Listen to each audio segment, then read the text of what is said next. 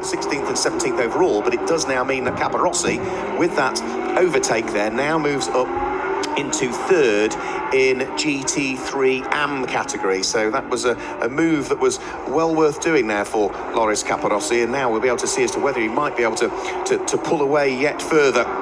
46 years of age now, Loris Capirossi, and went on and raced in MotoGP for a good chunk of years. 1995 was the first time we saw Loris Capirossi out in MotoGP, or Moto 500 as it would have been at that stage, all the way through to 2011. Of course, he did win the Moto 250 World Championship back in 1998. He was twice a 125 champion as well back in the early part of the 90s, and it's his second Gulf 12 Hour, because we did see him out in the Gulf 12 Hour back in 2015, Loris Capirossi. So that's another drive that could well be worth watching in this race. Amazingly, I don't know where the last hour has gone, because there's only 4 hours and 5 minutes to go now, as Loris Capirossi in that number 65 car turns his way up towards the conclusion of yet another lap. So when we get to the 4 hour to go mark, we'll give you another sort of rundown of the top dozen places and pick out the class leaders for you as well. What we can say is that Dominic Baumann, the overall race leader, is now safely on to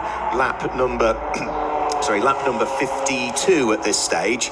Jordan Grogar should be coming over the start-finish line very shortly to head on to that very same lap as well, and the advantage between the pair of them is 25.990 seconds. So over the course of the last few laps, it has just come down a shade more. There is the 65 Ferrari, that's the Kessel Racing of Loris Capirossi behind the wheel in GT3G. Now that's what Mark touched up on just earlier on. That's the battle for second place, third place in GT3G actually, because we've got Christian Hook in second in the SBS Automotive Performance Mercedes AMG, and then we have the Mario Ricci Mercedes as well, the AKKASP car, leading that category as they run right now. A beautiful dark livery there on that Ferrari, as the Volvo Motorsport is still all over the back of the Attento Racing 66. Now, previously they were the other way round. It looks like the Attento Racing 66 of Renat Salikov. Actually, no, it was the other way round. Actually, the Attento Racing 55 was the one battling before the pit stop with a 77. That's the second of the Attento Racing cars now coming under pressure from the 77 of Barwell Motorsport. That is Renat Salikov behind the wheel, with Miguel Ramos all over the back of him, working their way through corner 9 at the moment. Another hot spot here over the years at the Yas Marina Circuit. I know we had a big incident in GT1 racing many years ago down at that corner, as Barwell Motorsport looking around the outside of the next corner, but the 66 closes the door on him, the Attento Racing of Renat Salikov, who sits fighting over second on the previous lap, but the 77 really reeling that car in now as they work their way now through the second half of the track. Now, he's got a few overtaking opportunities, including turn 18 and 19, and of course the final few corners as well, as they make their way past the all-Emirati team of Ahmed Amusi, currently behind the wheel in that 3Y Technology BMW. They've also got another Ferrari up behind as well. Now, is that the iLinks of Michel Gatting? Yes, it is.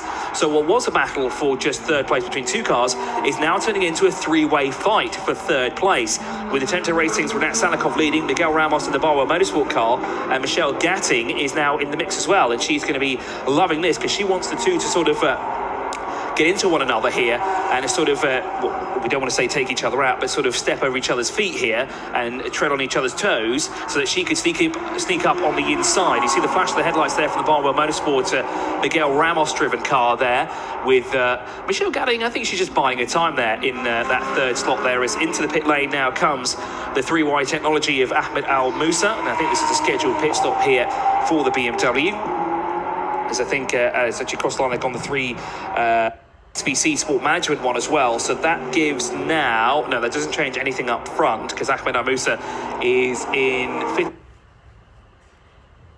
in GT4, as we now with this three-way battle here for third place between the Audi, the Lamborghini, and of course the Ferrari. So three manufacturers in the mix there. It looks like Barwell Motorsports just dropped back here from Attento Racing, is now dropping further into the clutches of Michelle Gatting on this lap, or the opening stages of this lap number 53, that is.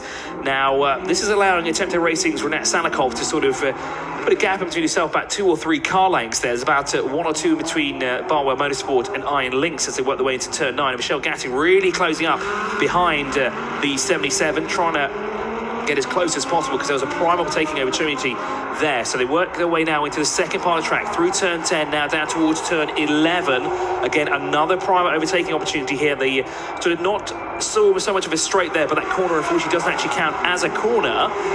But not close enough now to make a move as the Barwell Motorsport of Miguel Ramos to make a move on the inside. So the Attempto Racing at number 66, excuse me, stays ahead for now. But very interesting, this sort of speed differential there between them, because the Barwell Motorsport car really closed the gap on that sort of turn 10, turn 11 stretch there. Yeah, it just seems as though maybe the cars are just set up so that they're in the sweet spot in a subtly different part of the circuit. I think Michelle Gatting should be able to pick off Miguel Ramos and Renit Salikov given the opportunity, because the rate at which she's closed at the wheel of her Ferrari onto the back of both the Lamborghini and the Audi has been particularly impressive, I've got to say. But now that she's caught them, of course, the difficult thing is trying to find her way through and pass. So for the moment, she's just got to sort of sit there and see whether there's an opportunity. A bit of traffic is all that's needed as we now get to the point where there are 4 hours in this first 6-hour element of the 9th running of the Gulf, 12 hours to go. So let's guide you through then the top 10, top 12, and pick out the class leaders at this stage. Leading overall now by nearly 30 seconds is still number 48, the HTP Motorsport Mercedes of Dominic Baumann. In second place is number 19 for GPX Racing, the Porsche in the hands of the American driver, Jordan Groger. Third at the moment is this battle that we're looking at on screen currently. In third place is number 66 for Attempto Racing, which is Renit Salikov, just ahead of the next of the two cars, which is in fourth place, but leading Pro-Am, I ought to say, because the top 3 cars are all GT3 Pro cars. The Pro-Am car is the Dayglow yellow and black car of Miguel Ramos, that sits there in fourth place leading its class, and fifth is number 38 of the Iron Lynx Ferrari of Michelle Gatting. But for how much longer those three remain in that order, you'll be able to see on your screens. In sixth position is number 46, the Monster VR6 46 Kessel racing car of Luca Marini. Seventh place is number 7, which is Dynamic Motorsport and Roberto Pampanini. Both Luca Marini and Roberto Pampanini running in Pro-Am, so they're second and third in their respective classes at the moment. In eighth position is number 55, which is the second of the Attempto Racing Audis of Murad Sultanov. And then in ninth place, that's where we see number 8, which is LP Racing and Stefano Constantini. Completing the top 10 is the leading GT3G, which is GT3 Gentleman or GT3 Am, to give it its correct term. Number 5th, which is number 84, ACA Racing ASP Mauro Ricci. 11th place, number 88, Dragon Racing and Jim Geddy. That's the leading GT1 Cup car, which is for the Super Trofeo spec Lamborghinis. And completing the top 12 is number 10, which is SPS Automotive Performance, which has Christian Hook behind the wheel currently. Other class leaders we need to pick out for you at this stage. Is into the pit lane comes the prototype car, well, leading the prototype class at the moment, so this pit stop will still keep the car we see on screen, the Arc Bratislava Ginetta in second place in the class, because leading prototype class at the moment is Richard Mines at the wheel of the number 2 United Autosports car. He runs in 15th position. Leading GT Cup 2 for the Porsches is in 19th position, number 14, which is the MRS GT Racing Porsche of JM Littmann. And leading GT4 at this stage is 23rd overall, leading by about 17 seconds at this stage, which is SVC Sport Management and Michele Cameralinghi.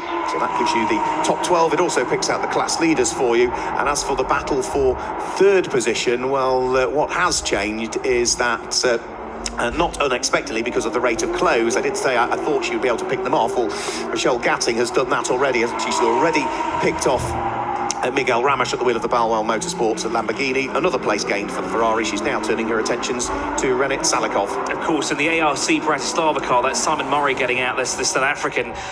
Presumably getting now behind the wheel will be Neil Must, and the Australian will get behind the wheel of that ARC Bratislava prototype, as that's the one that's currently in pit lane. A little bit of gaffer tape there going on the left front of the car. Just as a shot sort of coming back here to the battle for what is fourth place overall, actually third place overall. Alan? I think it's only just to secure the bodywork from where I'm watching. I'm not sure there's anything particularly to worry about. No, it's just on the seam that gaffer tape has been applied. It's a fairly tight cockpit as well, Chris, it's fair to say. So they're just getting him comfortable in the car and properly strapped in. Tightly pull the straps down. And the engine fires up. On its way. So, yeah. Sorry, Alan, there to cut you off, but we just got a quick shot there of the Iron Lynx car all over the back of the Attempto Racing of Renette Salikov as they're racing their way towards the hotel complex now. Okay, Michelle Gassing has not found a way through just yet, but she's got some opportunity here as they work their way underneath the bridge now. Now, she's got turn 20 and 21 to try and make a way through here. Turn 21 probably being her best shot. I don't think she's close enough. No, not this time round. She's going to have to look through turn 3 and 4, and then after that, turn 7 to try and sneak up on the inside of the Attempto Racing number 66 as they work their way now across the line. But well, Motorsports 77 now kind of dropping back from this battle here, Mark. Yeah, but of course, if they start to squabble, they will hold each other up. Having had one prototype in the pit lane, we've now got the second of the prototypes in the pit lane, because into the pit lane comes the prototype class leader. Richard Mines at the wheel of the number 2 United Autosports Ligier is in the pit lane, and Alan Hyde is down there. Yeah, I've been given the heads up that we were expecting both of the prototypes to come in, so that's good news because it's right at the exit end of pit lane. So Richard Mines gets out of the car. We'll see if we can get a word with him if he doesn't run off to the villa at the rear of the garage, which I fear he might be about to do. No, he's going over to have a look at the timing screen. And immediately, as soon as he's out the car, he goes over to the timing screen. So the regular service taking place on the car now, and driver change being affected as well. Old Pirelli P0's coming off. New Pirelli P0's going on. Getting through a lot of rubber over the course of 12 hours today, aren't they? And Pirelli have got a huge operation here to offer their support in that respect. A quick clean of the windscreen, and Pirelli technicians from around the planet as well are working with us this weekend in Yas Marina Circuit. So I think that's all the regular things that need to be done to the Golf liveried Ligier.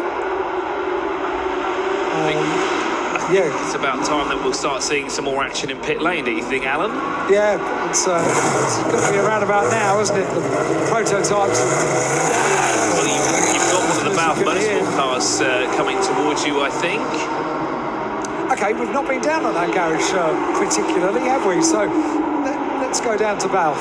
Let's have a look. Well, maybe you can grab a word with Sam Charouf and see what he has to say about his stint out there, as we're now looking at the number 8 LP Racing Stefano Constantini. Now, this was one of the cars that's actually under investigation, along with the number 44. That's the DAE car that's down in 26th position. Now, it says it just says under investigation. It doesn't really say anything about it and what's gone on. There's been a little bit of contact going down towards turn 11 now. Again, turn 11, a hot spot for some argy-bargy. And there's another message here, 20 and 9 to race control. And number 9, yeah, I know exactly. Well, I suspect I know the conversations that are going to go on there, because the last time that we saw the number 20 GPX Racing Porsche of Stanislav Minsky in the pit lane, they don't need any more bad luck, but from pit in to pit out was 1 minute and 59 seconds. And for the number 9 car, which is the other car where the team manager needs to point itself in the direction of race control, 3Y Technology and Oscar Lee, that was in the pit lane area, pit in to pit out, for 1 minute and 55 seconds. Now, I think the minimum pit stop time you can do is 2 minutes. And for both of those cars, they're the only ones on the screen that show it being less than that. And that's not good news for the number 9, is that they've had a torrid start to the weekend here. They've blown an engine, they've had fuel pump issues, and now this potential penalty for a pit stop infringement time is under investigation, as the leader of GT4, the CVC Sport Management car, is into the pit lane with Michelle Carmelenghi behind the wheel. I'm not surprised, because that, of course, pitted very early on, didn't it, to lose the lead of GT4. It was one of the first ones in, so it now comes in with 3 minutes and 52 seconds to go. 3 hours, rather, and 52 seconds to go. So it's done an hour and 5 second stint. That one was an hour and 3 second stint, so that's the process they're working to at this stage in the race. Yeah, of course. And there's a shot of the GT4 McLaren of Balf Motorsport. Issam Charouf brought that car in. Alan, who have you got down for that? It's Mia Fluid that's at the wheel of the car now, standing by. The car looks amazing. It's just had a windscreen clean, and I think we might have a chat to a few of the drivers that are standing by in the garage, because they're all around. I'm not sure they're going to be taking part in this first stint, but Is that Mia back in for the second time?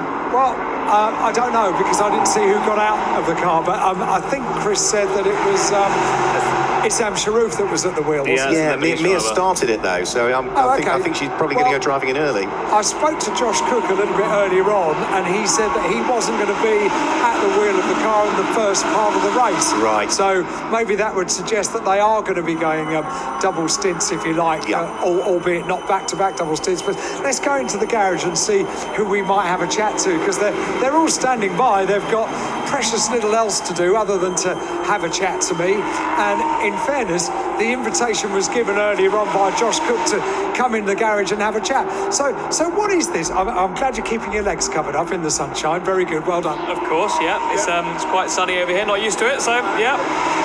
What an amazing programme McLaren put together for customers, Josh. Yeah, it is. I mean, you've got, certainly on our side of the garage and the others, we've come through the McLaren Pure Series. We've got Mia Fluid and Issam Sharoof in our car, in car 21. And then you've got Nick Moss and Brendan Uribe in the other car. And they started from nothing. They hadn't had any experience on circuit. And they've come through the McLaren Pure programme. And now we've entered, obviously, the Golf 12 Hour in 2 McLaren 570 GT4s, which is a mega car. And they haven't completed the 12-hour race for. We're obviously with Balf Motorsport. They're doing a great job so far. I think we're sat second and third. We've just done another driver change. So, yeah, really enjoying this race. It's really good fun. So Mia's back in the car now over on this side of the garage and started the race as well. So does that mean that you guys have got the morning off? Yeah, it's quite nice, isn't it? Just although, like you said, I've got to stay in the shade, but yeah, Mia started the race. She did a fantastic job, and then Issam just put in a really good stint for us, and yeah, Mia's jumped back in for a double stint. So really good fun. I mean, credit to both Issam and Mia. With this being their first proper endurance race, they're taking it all in their stride. Cars are really holding up well, so yeah, I think we're certainly going to take the fight and see what we can do for a podium. Now, for you as someone that's competing in the British Touring Car Championship, came fourth this year, so just off the podium essentially in the overall championship results, McLaren also keeps you fairly busy. Yeah, being part of the McLaren Pure programme, being part of the McLaren Drive team, is really good fun. We're taking people, like I said, that have never raced before. We're taking them through the ranks. I've worked with Issam for a very long time, and to see him come from his first day on track in a road car to his first time in a GT4 car, working our way up to the GT4 single make series with McLaren, to where we are now at the Golf 12 Hour. So it's great to see that journey, and really enjoying it. Could this be any more different to the BTCC? In fairness, the car comes back, it looks absolutely immaculate. It could be on a showroom, in a showroom. British touring cars don't come back quite like that, do they? No, they don't. Obviously, a very different style of racing. Touring cars is 3 short stints that are all about making progress as quickly as you can. Robust. Yep, that's a good word. Obviously, the McLaren's a fantastic car. It's a very different style. It's, like I say, we used it a lot in sprint racing. This is our first 12-hour race with it, and it's really, really enjoyable. The car, being a 570, it's had to be pulled back into the homologation. It drives beautifully, and it's a great car for amateur drivers to get into and learn how to drive a race car properly. And then it's great for the pro drivers if you like to jump in, because they handle well. They're good fun to drive. I'm going to chat to a few of them because later on during the day we've got plenty of time. But I see you and Hankey. We've got a return for James Pickford as well. Yeah. It's they're all part of the McLaren Drive team. They both do a lot with McLaren, just like I do on the single make series on the GT4 side. So yeah, we're all here. Obviously we're driving with them as well, which is great fun. It means that we can we're not just sat outside coaching. We're actually driving alongside them. Like you say, the second half of the race is when we're looking to jump in. Okay, mate. Thank you very much indeed. Josh Cook down here in the garage. Good to hear a bit of background about McLaren. Yeah, always good to hear from Josh Cook. We wished him well for his stints earlier on. Into the pit lane has come Murad Sultanov at the wheel of the Attempto Racing number 55 car. That was running inside the top 10 in 9th position. I also have been keeping an eye on what's going on for 7th and 8th place at the moment, because conveniently enough for 7th and 8th place we have car number 7 and car number 8. Dynamic Motorsport and Roberto Pampanini has been caught hand over fist over the course of the last few laps by the LP Racing car in the hands of Stefano Constantini. Now, they were separated by just half a second as they came over the start-finish line, so that's one that's well worth watching. And the other one, whilst the refuelling of the number 55 still continues in the pit lane, another one, Chris Milbourne, that's well worth watching is what might be going on for the lead of GT Cup 1 class, i.e. the Super Trofeo Lamborghinis, because Stephen Licorice, the number 12 car, in 12th place, is catching Jim Geddy, and that gap has been coming down and down and down and down. However, I do feel Stephen Licorice and Jim Geddy will both be getting towards the end of their stints. Of course, yeah, and two Lamborghinis there we see fighting it out for C1. There's the Atento Racing number 55 in the background. You can just make out the 3Y Technology BMW of Oscar Lee is back into the pit lane for another time now. It doesn't look like the bonnet's coming up this time. It looks like just the refueling rig is being pushed in. The team having a look at the right side of the car. Looks like there's only one tyre ready to go. I don't see the mechanics at the rear end of the car. Actually, no, there is another set of tyres there as well. So it looks like they'll be doing a change for all of them. As Oscar Lee gets out the car and moves back into the pit garage there. We're looking at the Atento Racing number 55 now, the camo car with the yellow highlights at the back, getting ready to be released once again out on track. Now that's the car that's placed in 9th position at the moment. Now it was 7th position before with Dynamic Motorsport and LP Racing, now moving up in the 7th and 8th position. The Dragon Racing team member there running across the wall. I wonder now if that's Kareem Al-Azhari, waiting for Kareem actually to get behind the wheel of the Lamborghini. It's going to be quite interesting for us here in the local scene here. Not used to seeing him behind the wheel of a Porsche, behind a Lamborghini, excuse me. We're used to seeing him behind the wheel of a Porsche. Spent a few years doing the Porsche BWT GT3 Cup Challenge, which he raced for Abu Dhabi Racing, which of course is the factory outlet or release, the official dealer for Porsche cars in the Middle East. As into the pit lane, we've got some more. I think that's the second of the Balf cars coming in. That should be the 22 of Brendan Irabi, who's into the pit lane. As currently on track, we're looking at I think that's the DAE car of number 40, the 44 of Matthew George now, who's behind the wheel, up behind one of the GT3G cars. I think that's the SBS Automotive Performance as Balf Motorsport brings the 22 into pit lane. And they've done both of their stints bang on, 1 hour, 8 minutes. Stint 1, 1 hour, 8 minutes. Stint 2, 1 hour and 8 minutes. So they are equally dividing the driving duties at this stage. Back out onto circuit goes the 3Y Technology car of now. It was Oscar Lee that was behind the wheel of that number 9 car. Well, that, of course, remember, started off the very back of the grid. It's now Philippe Bourgeat that's behind the wheel of it. So Philippe Bourgeat will now take over that car whilst the refueling goes on for Balf Motorsport. Balf Motorsport, former champions in the Spanish GT Championship, as it was. Sean Balf was a champion. He almost won the British GT Championship a few years ago as well, and it's great to see him back in British GT this year. A growing team, as well as they're now running more GT4 cars. Local team to me as well, where I live in the UK, because Sean's based probably about 10 miles away from where I live. Well, speaking of local teams, my local team, Dragon Racing, here now have a little bit of breathing room between themselves and their closest competitor, as Stephen Licorice has brought the Artline Team Georgia car into pit lane. So that now gives Jim a little bit of breathing room. As we said before, we spotted a Dragon Racing driver sprinting across to the pit wall, and as we mentioned, it could be Al-Azhari or it could be Glyn Geddy who's about to get in, although it didn't look like Glyn Geddy. He looked of a shorter nature, and I think that's Kareem Al-Azhari, because he's not as tall as Glyn is. So look forward to seeing Kareem behind the wheel of the 88. Back now with the leader, the HTP Motorsport number 48. I see the timing screen has corrected itself and now says Motorsport instead of Motosport.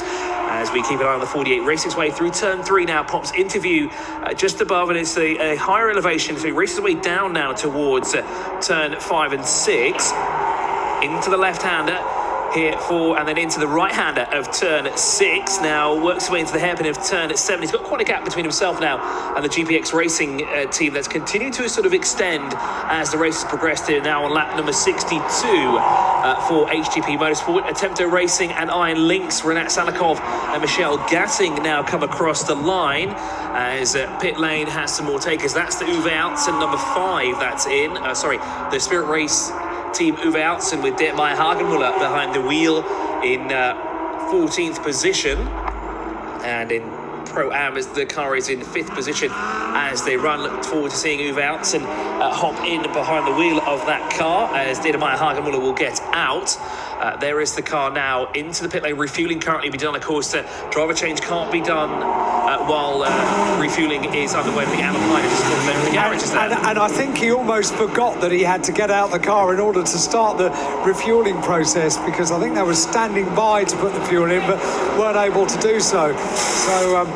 So then he got out the car and was able to do so. It's slightly difficult to bring the car in because the Lamborghini Stephen Nicholas had just vacated was just before him in the pit lane. So slightly more problematic than you would imagine, this pit stop, but everything is okay in the end. No time has been lost, so all is good. So yeah, just seeing now the Dragon Racing car is into the pit lane as well. That was Jim Geddy getting out. And I do believe that it's Karim Al-Azari who'll be getting behind the wheel of that Dragon Racing Lamborghini this time round. Fuel being pumped into the car here. Again, as you said, local team currently running first in class in PTC1. Now, the online team George car of Sergei Afanasiev is now gone out. So another driver change for the car. That definitely is Karim Al-Azari there. Spot the name on the back of the jumper, back of the race suit, excuse me. So now this is going to be one very quick Lamborghini of the number 88 for Dragon Racing with Karim Al-Azari. One of the GPX cars is in. It certainly looked like one of them.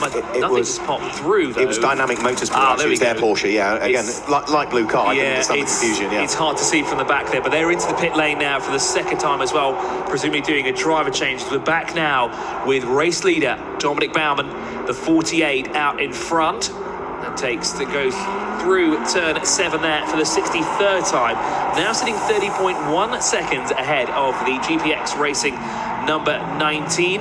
There is Karim Al-Azari now fastening his helmet and getting ready to be released out on track. Now, it'll be interesting to see where he comes out in front of the Artline Team Georgia car as the Attempto Racing number 66 is into the pit lane, Mark. Yeah, the Attempto Racing number 66 into the pit lane. So this is the critical few laps coming up now for the car that was in 4th place until that Audi came in. It's now up to 3rd, of course. Number 83, the Iron Lynx Ferrari of Michelle Gatting, needs to put in quick laps now because she was stuck behind that Audi. If she can put some quick laps in and they can get that Ferrari service, because it will have to be in before too much longer, they might be able to leapfrog Attempto Racing and the Audi in the pit stops here. Remember that pit in to pit out is only 2 minutes, so we're talking absolute marginal gains here, but that's what you need in motorsport. If you could just gain 1 second in the pit stop by breaking the beam at the end of pit lane at bang on 2 minutes rather than 2 minutes and 1 second, that might be all you need to take the place away. So Attempto Racing going to work down there in the pit lane on the number 66. Now that is one of the GPX cars coming in this time. That's number 20 that's come in. Stanislav Minsky behind the wheel of that car down in 26th position. Now that was the car that had problems earlier on as the somewhat identical livery car. Well, granted, it doesn't have the full Golf livery, but it does have a light blue on top with a sort of black base, is now making its way out. That's the Dynamic Motorsport of Roberto Pampanini, who's gotten out of the car. Now let's see who's in the car now. It's still showing us Pampanini behind the wheel of that number 7. Now we'll wait and see if that changes. No, it still hasn't changed just yet. So, but we do know that Karim Al-Azari is behind the wheel of the number 88 Lamborghini for Dragon Racing. Now, how far ahead he is for Sergei Afanasiev and the Artline Team Georgia in 12th place. So the Attempto Racing car moves up position in the 55, and there is that car we were talking about. No, it's not. That's the 66, excuse me. Rinat Salikov was behind the wheel. Now Dries Vanthor is behind the wheel of that car. Now, who's got behind the wheel of Stanislav Minsky's number 20? Minsky is out. I don't think that's Fred Fatian. I think that would be, who's the 4th driver in that camp? That's Nico Pronk that would have got behind the wheel of that GPX Porsche. As we flip back now to the 48, the Dominic Baumann leading HTP Motorsport number 48. And of course, I think this time round we'll see the Omani driver Al Faisal Al Zubair get behind the wheel. Of course, champion in BWT GT3 Cup Challenge. I think one of the next of the front runners we're likely to see in is the car that's currently running in 2nd position, the number 19 GPX Racing Porsche of Jordan Groger, because he's been out there now for about 75 minutes in this stint. So He's one of the cars that has been circulating for longer than most without pitting. The sister car to it trundles its way down pit lane, so the number 20 car about to rejoin the race. But of course, for GPX Racing, having serviced one car, getting the 20 back out, they now need to focus their efforts on turning around the number 19 car that runs in second place as quickly as possible. Another car that surely is imminently due is the number 87 GDL Racing Porsche of Jim McCallion, because he's been behind the wheel of it now for some 80 minutes. As Jim has been very early on in his stint, but now everybody else has sort of carried out, in the vast majority of cases, a second pit stop for some of them. He's actually done quite a good job, because that car's currently running second in GT Cup 2 for the Porsche cars. Through and over the start-finish line will go the race leader. On screen, we're busy looking at Mercedes fighting away with Lamborghini currently. It's the number 84 Mercedes of Mauro Ricci that is on screen. As into the pit lane now comes the number 8 Lamborghini. Now that is Stefano Constantini, who was running in 6th position overall, 3rd in Pro-Am. So he is in with 3 hours and 35 minutes to go. So just seeing that Karim Al-Azari there working his way past one of the back marker Porsches. That is, I think that's the number 18 Porsche. Is it the 18? No, it's not. Maybe that's the MRS GT Racing car of... Jim McCallion's in. Oh, yeah. Okay, Jim McCallion is in, but that's not the Porsche I'm looking for here on our timing screens. I'm looking for another one, but we're looking at the GDL Racing team now into the pit lane. We've already seen UAE driver MAGH behind the wheel, so Jim McCallion will get out, and presumably now behind the wheel of that car will get Risto Vukov. The Macedonian driver, if not mistaken, will be getting behind the wheel of that car as that pit stop's underway. We've got a Lamborghini in as well. That's not the Dragger Racing car. That's the Dragger Racing company coming across the line. That's the number 8 of LP Racing, Stefano Constantini, in the pit lane as we look at the all Emirati team here, the 3Y Technology BMW with Ahmed Al Musa behind the line. Unfortunately, they were in the lead of GT4 not too long ago. They've actually lost the lead of they lost the lead lap actually in GT4, and they're actually at the tail end of the field in that category as well. I presume we'll see Ahmed Al Musa come in this time, because he's done what 1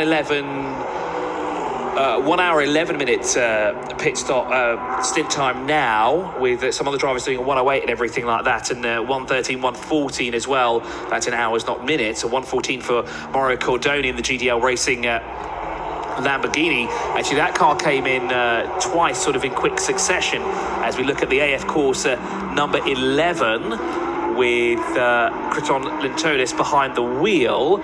Now that car's actually got a Middle Eastern driver in it as well, of Tani Hanna, who's spent a few years racing here in the United Arab Emirates. We've seen him in Dubai, and of course we've seen him in Abu Dhabi as well. Look forward to seeing the Lebanese driver behind the wheel and representing some Middle Eastern countries. So we've got a handful of drivers as well.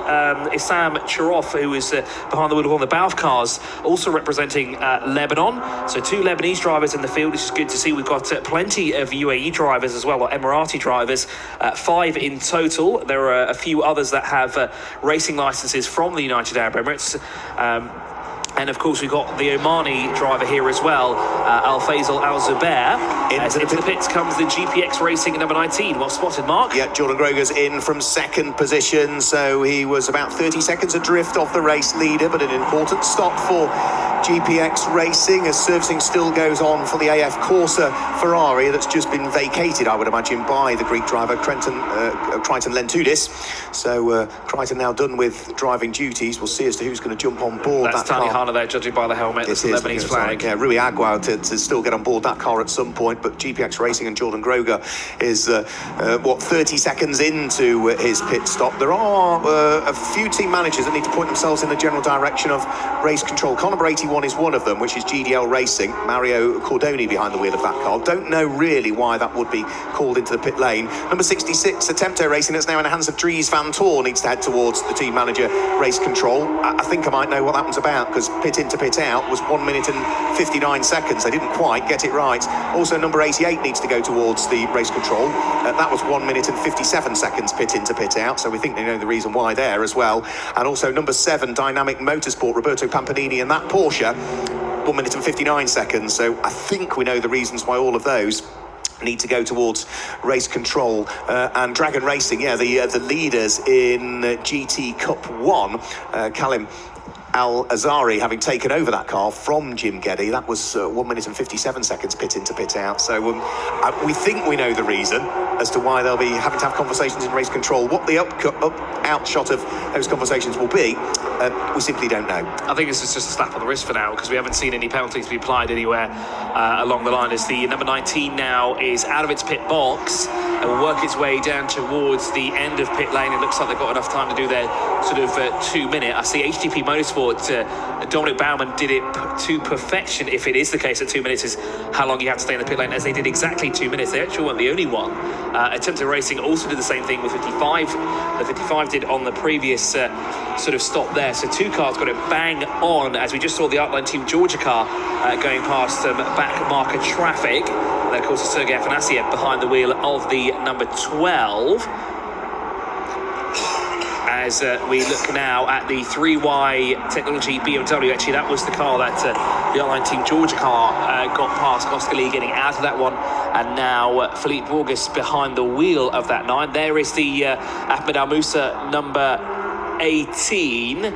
Now either Al-Ameri or Al-Maheri will get behind the wheel of that. One of 2 Emirati drivers. There's Ahmed Al Musa, who jumps out of the car, this time respecting the door. Al-Maheri, excuse me, getting behind the wheel. That's Seed Al-Maheri behind the wheel now. So it looks like a TRD 86 champion, Saif Al-Ameri, will be doing the 4th stint in this first sort of 6 hours.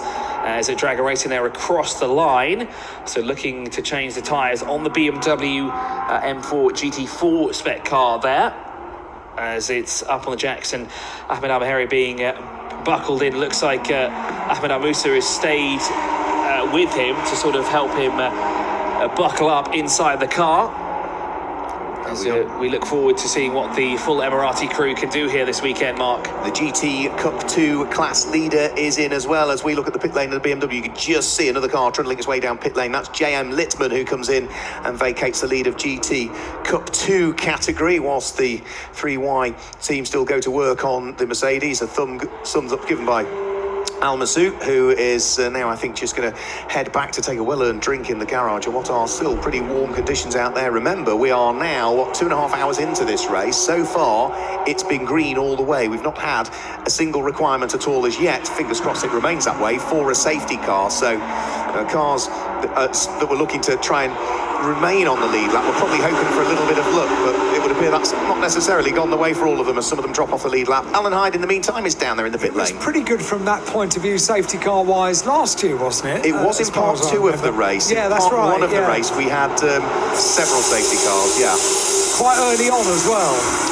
Very early on in the case of one of the safety cars yesterday. We had, last year, we had 2 cautions, but I think the first of those cautions lasted for the best part of over half an hour. Yeah, and then the second half was much better. Green all the way, second half, into the pit lane, by the look of things, we've got a few more of the front runners coming in. So into the pit lane comes Loris Capirossi, but more importantly, into the pit lane comes Miguel Ramos from what is 3rd position at the wheel of the Barwell Motorsport Lamborghini. Let's just have a quick look at the replay as to what's happened out there.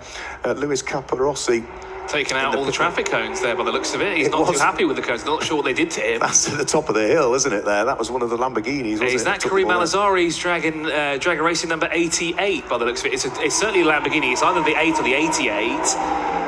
Where are any of those 2 cars? Well, if we can spot a traffic cone wedged in the front bonnet of either of those 2 cars when they come round, we can tell you exactly who it is. It's definitely not the Barwell Motorsport Lamborghini, that's for sure, as they're into the pit lane, and Miguel Ramos is now out of the car. Can't quite catch a glimpse of who that is getting in, but whoever it is, they're sprinting across, and Miguel Ramos decides to stick around and not jump in to get a drink just yet, help his teammate buckle in before the start here. I think it was Amsterd's. Right, thank you for that, Alan. As he's being belted into the car.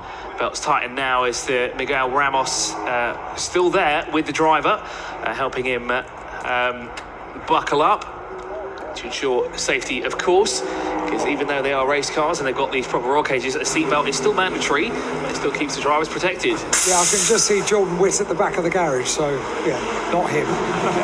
Good stuff, thank you, Alan. As we continue on here, 68 laps completed. It'll be 69 now with for HGP Motorsport Dominic Baumann, who's just got across the line now, 47.8 seconds ahead of Michelle Gatting. Now we expect the HGP Motorsport car to come into the pit lane soon enough. Black and white flag for car number 81, track limits at turn 3. That's the warning. And now who's that? Is that a Lamborghini by any chance, the 81?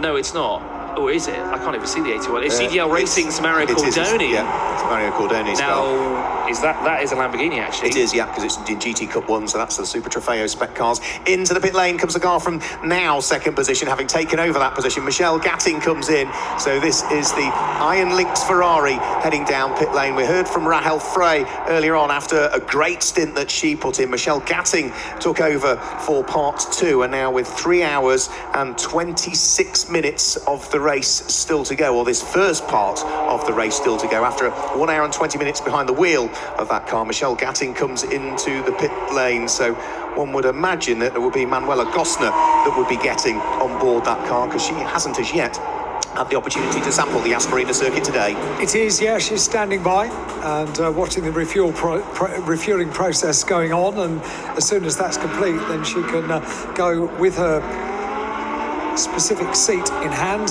over to the car. I think she's going now. So we're currently seeing a replay here of GPX Racing's number 19 and Dries Vanthoor's number 66. Now, that's not a battle up front. That's not the GPX Racing car. Actually, it is the GPX Racing car up front. So that's actually a battle for position. And that's the Uwe Altsen number 5. That's in the mix there as well, although not challenging for position, but he is keeping up with the GT3 Pro. Of course, Uwe Altsen, no stranger to racing, was in the sort of revival series for DTM many years ago, raced for the factory Opel squad. Although unsuccessful in their own right, Uwe Altsen had a very successful career in DTM back then, and great to see that Uwe is still racing, still participating as well here in the Golf Tour. Returns from last year as well, although that was very close door banging there going on with Dries Vanthoor and Benji Golf. They're 19 and 66, and that was a battle for 5th place. And it looks like there's a little bit of debris there on turn number 19. Now I'm going to have a look at the delay here, Mark, and see if that is something that's popped off. It looked quite sizable, kind of looked like a rear spoiler, or at least something that's come off either the front end of the car or the rear end of the car. I wondered if it was perhaps a corner marker that maybe had just been flicked up, if they have any of those on the apexes of the corners maybe that had been flicked up, or whether it was indeed a larger piece of debris. It looks like something from the front splitter. Front splitter, it looked like, yeah. It did look like front splitter on a separate replay that we're afforded up here in the commentary box. So, race squabble that we're looking at on track at the moment is the number 19 GPX Racing Porsche that's gone so well so far in this race. It is now Benji Gothard that's taken over that car, but he's coming under pressure from Dries Vanthoor, who desperately wants to try and work the Attempto Racing Audi through and ahead of the Porsche. He picks up a very good slipstream as they head down the straight. Can the former Nürburgring 24-hour winner squeeze his way through and gain the place? Well, for the moment, looks as though Benji Gothard is looking to try and do as much as he possibly can, but 3 times Horace got the inside line as they head in towards the braking area at turn number 8, and he brings the Attempto Racing Audi now up into what will be 4th position. The Porsche dropping down into 5th and still coming under pressure from there by Uwe Altsen, despite the fact that the number 5 Spirit Racing Team, Uwe Altsen Automotive Audi, is not on the same lap as the Porsche, but he's desperately trying to work his way through Uwe Altsen. And Uwe, as you suggested, another driver that's got stacks of experience. He's a 2 times Nürburgring 24-hour winner, as he also manages to work his way through past the Porsche. Well, he's done so now, and he's certainly applying the pressure there. Benji Goth losing some time to both the Audi R8, although in 2 separate classes he's lost it to the Attempto Racing number 66. As into the pit lane now comes race leader Dominic Baumann on lap number 70. So 48 is in. We haven't had Luca Marini now, who's now in 2nd place overall as the 46. That's the Valentino Rossi driven car in the first sort of part of the race here. Luca Marini still behind the wheel, so that means that we expect Alessandro Salucci to get behind the wheel of that car, sort of in the third part of the race. You see the driver there. Is that Al-Faisal Al-Zubair? Is that an Omani flag? I can just spot there on his belt buckle. Yes, it is. So, Omani driver now getting behind the wheel of the HTP Motorsports car. That means a GCC resident will be out in front of a GCC race held in Abu Dhabi. It'll be great news for Oman as they're currently cheering on their man here, as Al-Faisal Al-Zubair will be getting behind the wheel of the class-leading and race-leading HTP Motorsport car. Dominic Baumann out. Al-Faisal Al-Zubair being strapped in now, as Dominic Baumann helps the Omani to strap himself in there. We'll give him a quick sort of debrief as well to tell him if there's anything he needs to look out for in the car and out on track as well. I think the main thing is just to tell them is keep the car in first. Yeah, so Al-Faisal Al-Zubair, let's see how he gets on. A name that even for those of you that watch UK motorsport may be familiar to you, because we did see him racing in the BRDC Formula 4, as it was called at the time, and latterly the BRDC Formula 3 Championship. He's a double back-to-back GT3 Cup Middle Eastern Championship as well, isn't he? Having claimed that championship back in 2017 and backed it up again with a win in 2018, a championship win. Into the pit lane comes from second position the monster VR46 Kessel Racing Ferrari. Great stint put in by Luca Marini. He is about to hand that car over, having been behind the wheel of it now for some hour and 24 minutes. So everybody else has pitted. I think that's the second batch of pit stops done for largely everybody now. There's one car that is sort of running on a different strategy to everybody else, and that is the number 81 GDL Racing Porsche of Mario Cordoni. He's been behind the wheel of that car for about an hour and a half now, I make it. Did 2 pit stops, but one of them was out of sync with the rest. So I think that's probably one of the few cars now that are imminent to come into the pit lane. The only other car I would be expecting reasonably shortly would be Michael Dinnan's Optimum Motorsport number 15 car, because again, that's running a subtly different strategy to the rest. He's been behind the wheel for about an hour and 20 minutes now. So other than that, I think the pit stops have cycled, and there we can see the final driver change taking place on the 46 car, which one would assume that is Alessio Salucci, the 40-year-old Italian,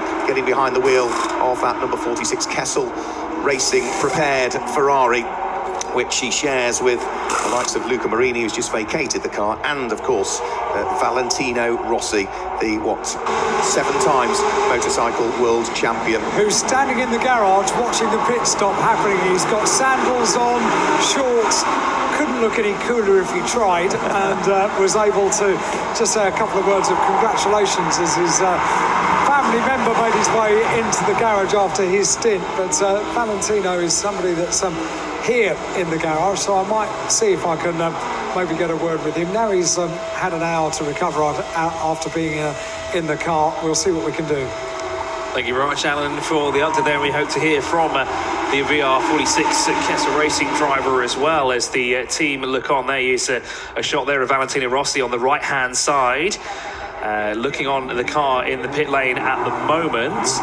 There's looks a little bit of a concern on their face there. I think they're just anticipating the release of the car. I think they're just waiting, go, get the car out there. But obviously they don't want to incur a penalty or anything like that, so they have to, of course, bite to the rules. But you can see they really wanted to get back out there. They're having a good time here, aren't they, the 46 team? He's competitive, no matter whether he's in the car or outside of the car. He's a competitive chap. He wants to do well, and yeah, he's urging on the team, and we'll see how that gets on. We just had the best lap for a particular car come in, and I'm only picking up on it because Nicola Cadai has only just got behind the wheel of the number 65 Kessel Racing Ferrari, but the time that's already been popped in is a 2-minute 13.739, which at this stage of the race is pretty much quicker than anybody other than 1 or 2 cars out there are doing. Now, Nicola Cadai is down in 15th position, 3rd in GT3 AM or GT3G, depending on what you want to call it, but the lap time, if he keeps lapping at that kind of time, is surely going to hoist that car up through the order in what are still, as ever really in this part of the world, perfect conditions. Wonderful shot of the marina area with the Yas Hotel in the background. That's sort of looking towards turn number 15, 16, 17, 18 and 19, where they come underneath the hotel and turn through turn number 19 now. There is the number 20 Porsche. That's the car that's had all of the problems, worked its way up through the order. It's in hands of Nico Pronk currently for GPX Racing, but it's 6th in class, that being Pro-Am. It's 28th overall at this stage, and the best part of 9 laps off the lead of the race. So any opportunity for a result to come around their way has sort of evaporated very early on, at least for that car. GPX Racing do have 2 in the field. The sister car to it is running currently in 3rd position. Still out front and leading is the number 48 HTP Motorsport Mercedes. That's just recently, 3.5 minutes ago, being taken over by Al Faisal Al Zubair. The final pit stoppers just coming in as well for this batch. I did mention I expected Michael Dinnan in at the wheel of the number 15 Optimum Motorsport Aston Martin. Well, almost bang on cue in he comes with 3 hours and 16 minutes to go. His 1 hour and 26 minute stint comes to a halt. The only other car that I would expect to come in before too much longer would be Mario Cordoni at the wheel of the number 81 car, who's now showing he's been behind the wheel of that car for over 1.5 hours. So if that's the case, that's a very long stint that he's been putting in. It's showing us having stopped twice on the timing screens, that particular car, which is the number 81 car. Well, it stopped with 4 hours and 50 minutes of the race to go. It then came back in another 25 minutes after that with a small issue. So that's why that car is sort of running a subtly different strategy to everything else at the moment. Just for the class leaders then at this stage, with just over 3.25 hours to go, whilst the Optimum Motorsports Aston Martin is still serviced in the pit lane. Leading the race overall, leading GT3 Pro, is Al Faisal Al Zubair for HTP Motorsport, the number 48 Mercedes. The leader of GT3 Pro-Am at this stage is, as it has been for the vast majority, if not all of the race so far actually, number 77 Barwell Motorsport, and Adrian Amstutz, as Alan suggested, is now behind the wheel of that car. Leading GT3 Am is number 84 car now, which is the ACA ASP Mercedes, now in the hands of Benjamin Ricci, so he's taken over from father, I think it's father and son, Benjamin's son. And that leads GT3 Am. Leading GT Cup 1, which is for the Super Trofeo Maseratis, Super Trofeo Lamborghinis, I should say rather. It's the number 88 Dragon racing car of Karim El-Zahari. That sits there in 10th position. Leading GT Cup 2, which is for the Porsches, it is the number 14 car now, which is Graham Mundy for MRS GT Racing. That's down in 21st position. The leading prototype that we've got is Sean Lynn for United Autosports. He has just gone over the start-finish line and completed a lap comfortably in the lead of the prototype class. And as for GT4, well, at the moment, it is back in the hands of number 90 yet again, now that all the pit stops have cycled through. And that is the SVC Motorsport Mercedes that will now be in the hands of Linus Dina. So that is the number 90 car that runs in 23rd position currently and has about a 20-second lead as well, so it's still continuing to maintain that rather healthy advantage at the sharp end of GT4. So we're just getting pictures here of the SPS Automotive Performance Mercedes AMG GT. Just behind them is a battle in the GT4 class, although I'm not sure it's for position. It's between one of the McLaren 570Ss and the BMW M4 GTS, the all-Emirati team there, as we see a shot now of the Aston Martin GT4 car. Now, I think the reason we were looking at the SPS Automotive team is because Valentin Peerberg has got behind the wheel of the car. He did the opening stint, and now he's doing a double stint as well. So he's a very interesting strategy from SPS Automotive as well. As now we have a quick glimpse here of the Artline Team Georgia car. The beautiful blue livery car. It looks like Sergei Afanasiev is doing a double stint here as well, as that car's already been in the pit lane. He did the second stint. He's now doing the third stint as well. As into the pit lane again comes the 3-wide technology of Philippe Morgus into the car. This car is no stranger to the pit lane. Now I wonder if they have further issues. I don't see anything with the mechanics there. They're looking at the right front, though. I hope we get some pictures of that to have a closer look at what's going on. But there is the Artline Team Georgia car. There's a shot there of the car. They're removing the bonnet yet again. Now, definitely need to call Phil Swift here and get some flex tape on that. Although there isn't a lot of damage to the car. Actually, there's no damage to the car at all. But that the tape is going on to at least the right front of the car. They had to presumably do it on the left front as well. Now again, not the best race weekend here, unfortunately, for that 3Y car, technology car, as the sister car, the other BMW, the M4, is currently working its way there. The inside of the McLaren, and the Ferrari thought, oh, look, there's a gap for me to go in there. Oh, wait, no, there's not. And had to think better of it as Al Maheri there works his way past the McLaren. I think it's one of the Balf Motorsport cars. That would be, no, it wouldn't be the McLaren from Balf Motorsports, another McLaren that they were dicing with out there. As the Ferrari finally finds a way through. So into turn 11 they go. The left-hander there now, that's the 21 that they do battle with. Actually, it is a Balf Motorsport car. That's Mia Fluid behind the wheel. Of course, that's not a change of position. That's for the 3Y Technologies cars to sort of try and get a lap back on the top three now, and it's starting to put a gap between themselves and that GT4 McLaren 570 as they race their way now through turn 15 and 16 towards the hotel complex, and they'll go underneath the bridge now for what would be the 64th time for the BMW, but the 64th time for the McLaren behind. Yeah, he's doing a good job, is Mia Fluid. I wasn't aware until I started to prepare for this race meeting that she'd been doing some of the pure McLaren series over the course of this year, because I'd sort of really associated her with a brief sporadic, a couple of appearances in British GT over the course of the last few seasons, a few appearances in Mini Challenge JCW in the UK, but largely the name I associate Mia Fluid with is racing historic cars. So the likes of mainly Lotus, beautiful Lotus Elans and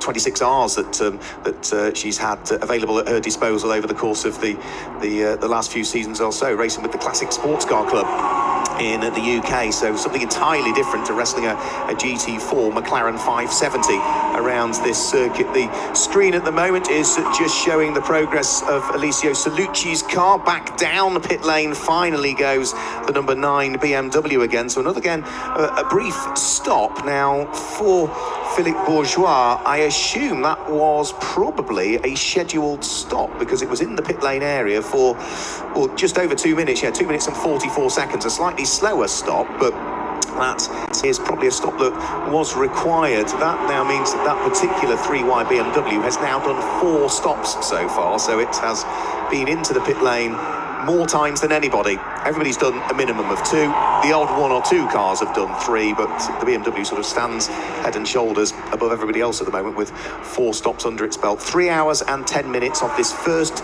part of the race to go. Remember, when we conclude the first 6 hours of this race, then we then have a 2-hour gap before we then form the grid based on the finishing results of part 1 of the race. So if you are sort of 3/4 of a lap ahead of the next car, that will all disappear. You will end up being you will end up on the same lap in reality. So that is the way the grid will work for part 2 of the race. Any laps that you've lost will be carried over. So we've had a fantastic start to this 9th running of the Gulf 12 Hours. Let's have a look back at some of the super slow-mo action we've had so far here at Yas Marina.